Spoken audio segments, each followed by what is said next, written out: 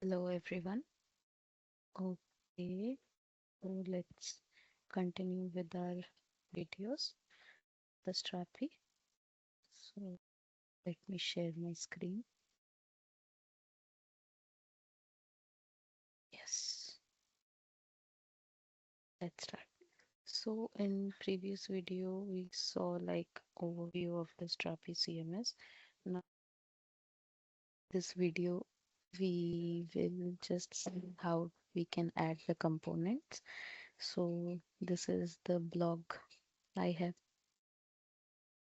selected, and here we can see the page.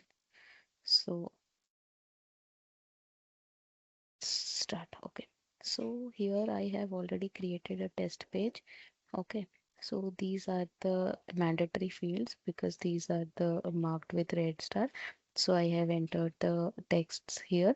Slug means the URL that by on which hitting we will redirect to that page. Okay, so this is the slug, and next comes like adding a component. So by clicking on this component heading section, which I have already selected, I have clicked on this common section and the common section is being added. So let's expand, and I have added the title here, page title. Then next component was to add a blog banner. I have added a blog banner component by clicking on this. So let's enter all the details here. I have entered all the required fields here, as you can see. Next is adding the heading components. I have already added two. Let's add one more heading like H5, expand it, heading 6.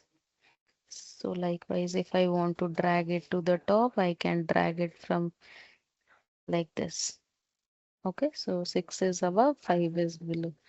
So this is how we can add the components. I have selected the blog section. If we want to add any case study section, we can click on the case studies also.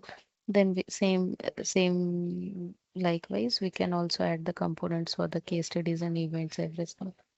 So thank you.